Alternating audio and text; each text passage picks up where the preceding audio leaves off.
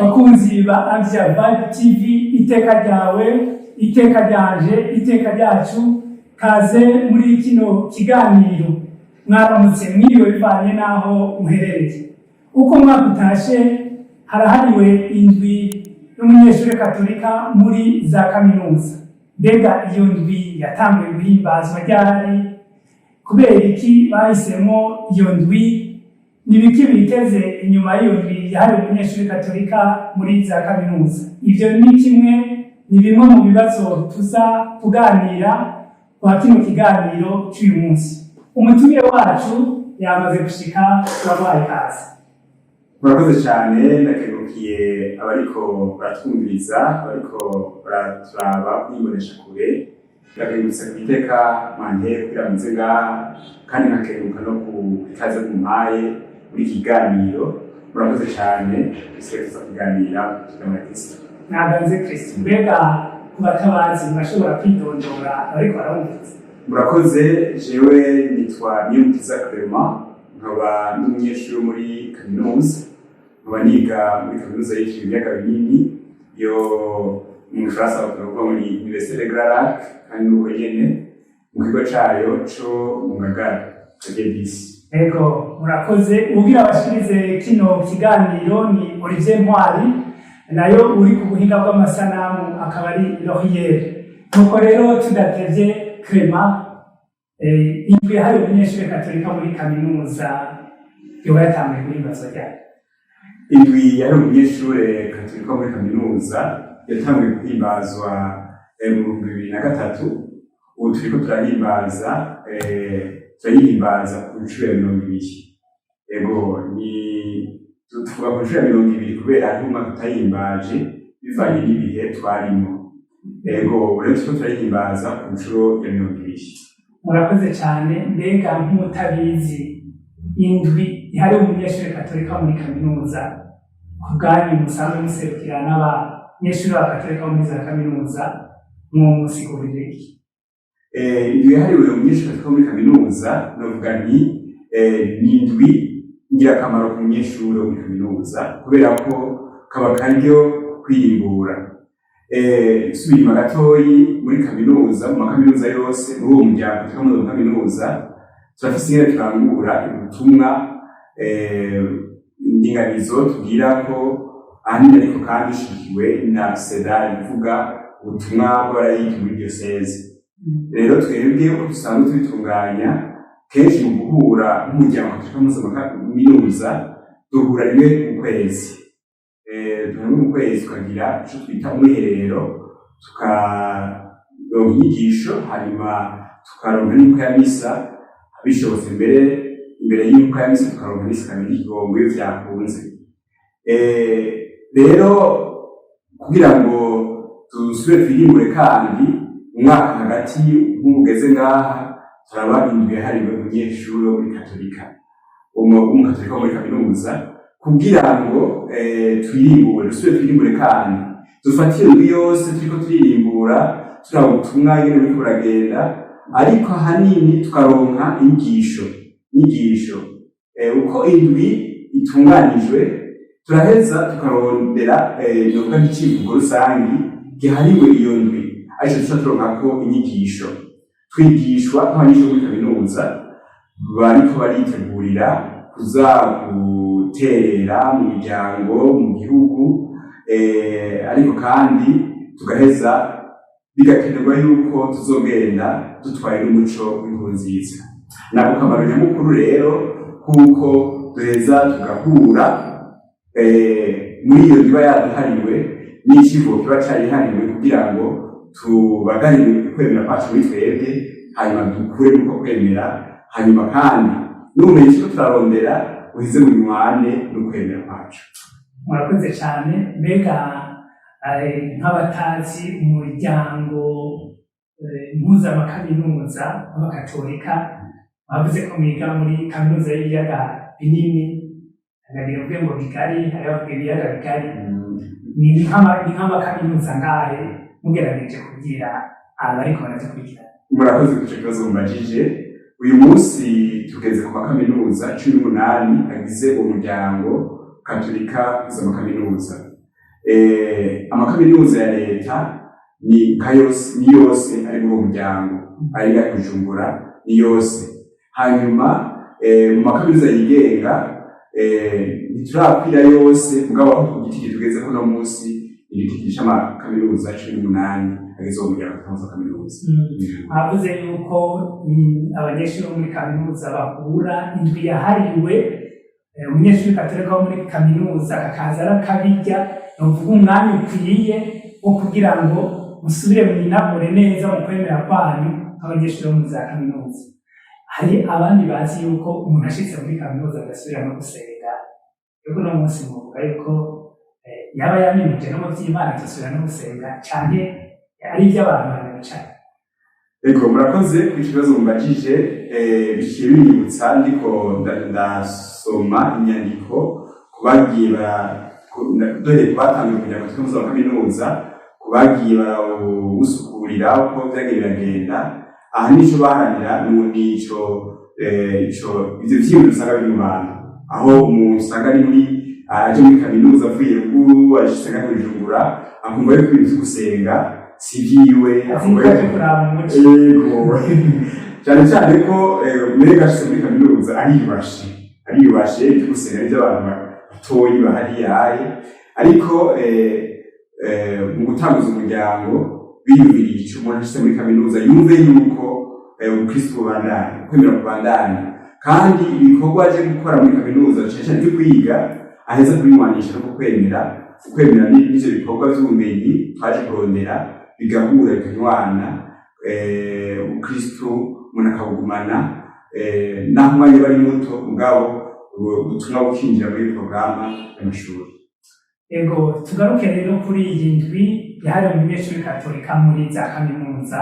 Avuze ko mutora icivugo, reka icivugo c'uno mwaka w'indwi ico bari cyane. Uyu mwaka icivugo twatoye kivuga ngo umunyeshure w'umukatolika wo muri kaminuza nk'umushinge w'iterambere ryose ry'ubuzima.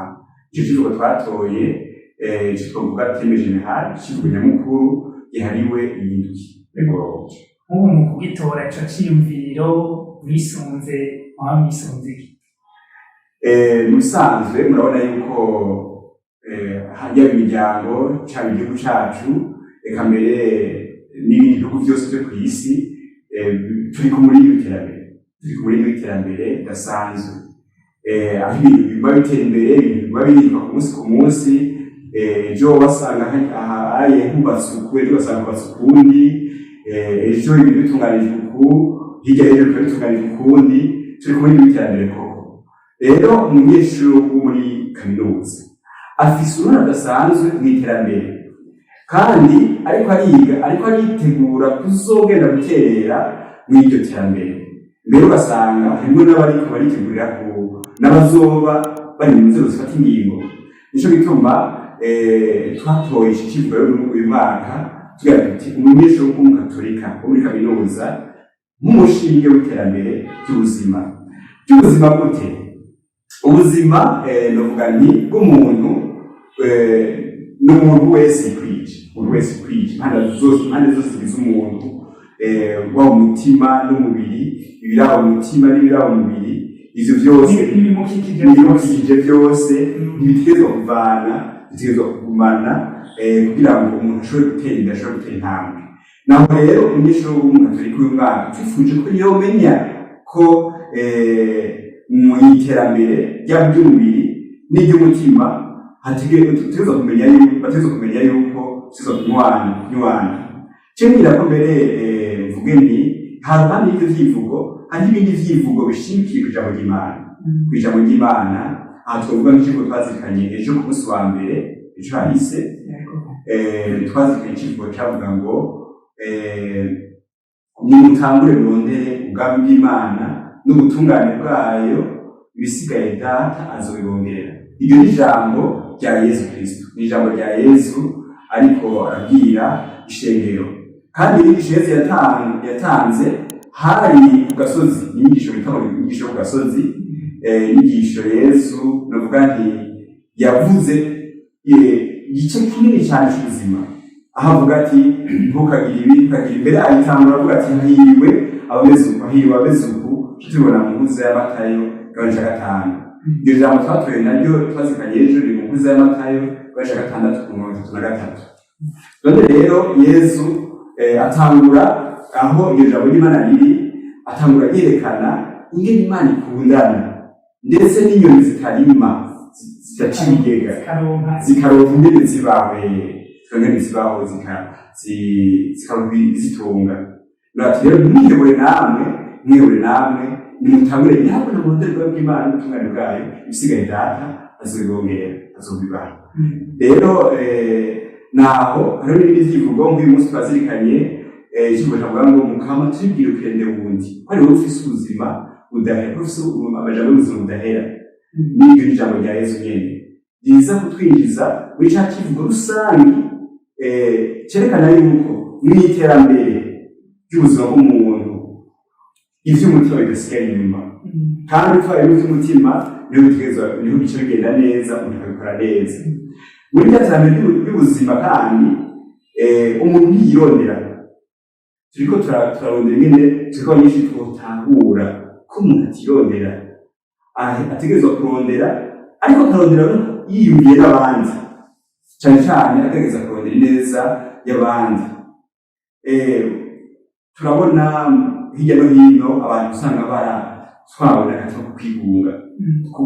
Ivyo vyeze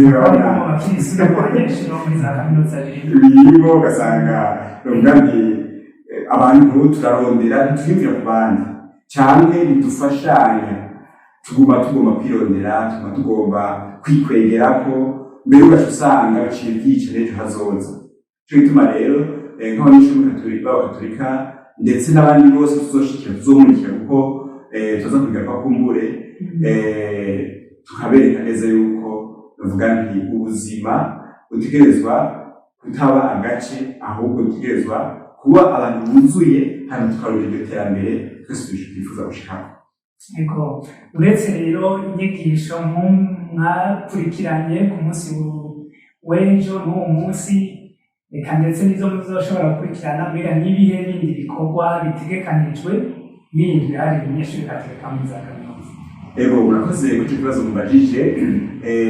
Indwi yari umunyeshuri Gatolika wo muri kaminuza y'uyu mwaka, nagomba ntangure kumenyesha abariko batwumviza yuko yaramaze gutangura. Iyo turiko turavuga ngo izotangura canke ejo, yatanguye yuguruwe ku munsi w'Imana mu nyubakwa za Lycée Kepes Nyakabiga, niho twayiguriye dutangurira ku nyigisho, aho twarose inyigisho umutwe wayo avuga ngo Justice et Paix, Socle de Développement Durable et Intégral. Turagira n'imbuga y'imisa y'ukugura iyo ndwi. Rero ejo abanyeshure bose barakoraniye mu makaminuza bigamwo, kandi twari tugira mu masantre, ariko kubera ko hari uburyo novuga nti bushasha batoye, kandi tukabutora kubera ko turi mu bibazo vy'ukubura kwinjiza, ego twaciye tubona yuko amakampisi yose yo kwitunganya kongera abigisha, kandi bikugenda neza cane. Guhera ejo barazikaniye inyigisho bateguriwe kuko namaze kuyivuga mu makampisi yabo. N'uyu munsi nyene vyagenze uko nyene, ejo naho nyene inyigisho zizobandanya. Ejo zoba ari icivugo kiramukiwe kivuga ngo vyose ndabirekuriwe, ariko si vyose birakamaro, ijambo rya Pawulo rimwe. Rero kuwa kane naho tuzoca duhurira hahandi nyene mu makampisi nyene, tuce tugira novuga nti gusabikanya kuzobera mu makominote. Hariho abatobitegera neza partage kugira ngo y'inyigisho. Ego, partage, gushinga intahe, umuntu akasabikaniriza abandi ico yungutse, novuga nti mu guhera ku munsi w'Imana, hanyuma kumbura ruba ry'uwo munsi akumva yuko kumbure hari ivyo atumvise mugabo agasha vyumviraho. Nico gituma tureka uwo mwanya, uwo munsi bagaheza kugira novuga nti igicoco twokwita partage, gusabikanya inyigisho. Ndetse hakabaho n'abatanga uturorero, naho usanga bafise uturorero two muri izo nyigisho turiko turaronka, ugasanga bafise uturorero tw'ubuzima busanzwe ndetse n'intahe bagashimira abandi. kandi ngaba bimenyereye uje muri bijya bya partage muri usanga ngo inyigisho nyinshi gusumba nuko abandi bazikaje bivanye n'uburyo umwe wese azakira. Yego, kuko hariho abantu usanga aje gushima intahe kumva neza yabigisha baronka ari ikigushika neza kubera amaze kumva intahe.